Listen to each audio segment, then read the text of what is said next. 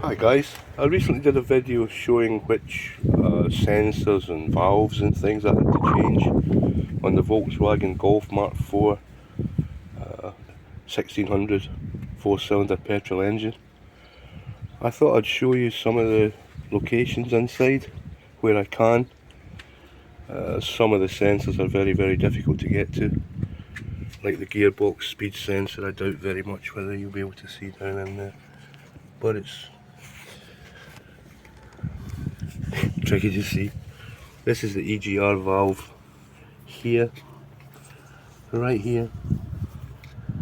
It's no problem to actually change the valve. The problem is to take the nut from the exhaust manifold, the connector, which we also can't see. Okay, some of the things that will put on your engine check light, more commonly known as the checkbook light, because you know it's going to cost you money when that comes on. There's a number of things related to the emission system. Here we have the auxiliary air pump, and what this does is if the ambient temperature is less than 25 degrees, the temperature sensor is located under here. It tells the ECU what temperature the ambient air is. If it's under 25 degrees, when you start the engine, it turns this pump on and it runs for 90 seconds. It draws air from this port in the EGR valve, exhaust gas recirculation valve, and pumps it directly into the air cleaner box. This can go wrong. It's mounted on rubber bolts. You see here, these crack or disintegrate in the heat. This thing then starts to flap around and can get damaged. They're very expensive, these pumps, it's incredible. The other thing to look out for is the connectors themselves. These are plastic, very brittle, and break and come loose with monotonous regularity. If they come loose, it won't necessarily put on the light, the check light in the car, but your engine on startup won't run properly as it's designed to, and you'll get emissions. The other thing to look at is the evaporative air system, evaporative air injection system. This draws in unburnt hydrocarbons, and under the control of the ECU, the engine management control computer, which is in here, it pumps it back into the engine to be burned again. It's to reduce emissions again. With all these emissions control systems, you would wonder why Volkswagen had to cheat. Who knows?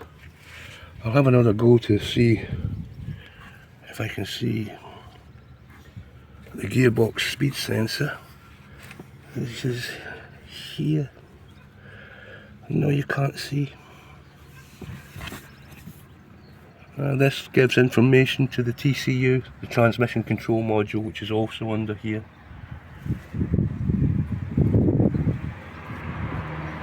What else? The engine speed sensor is around here somewhere. Also very difficult to get to. You have to remove this damn thing. The oil filter is here on the oil filter cooler. Is amongst all this piping, which is an absolute mess and a disaster to deal with. This is the gearbox cooler. And the thing, you can just see the banjo bolt there. What else on the emissions side? If you get an emissions warning light, the checkbook light inside your car, you can buy very cheaply some little scanners, and because when this light comes on, it means that there's a DTC, Diagnostic Trouble Code, been generated. You can read this with a scanner and it will tell you the area where the problem lies. Don't take the DTC as gospel.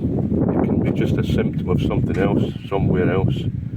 If you get a number of them with a bit of experience, this will point you in the right direction, because you can put 2 and 2 together and achieve 5. Alright guys, I think that's all I can show you really. It's pretty tight in here. It's okay to work on peripheral things, but to get to the engine and sensors, it's a bit of a nightmare. The gearbox is even worse. Alright guys, well, we won't be driving these things soon. We'll be driving around in big lithium batteries. That'll be fun. Okay guys, thanks for now, bye.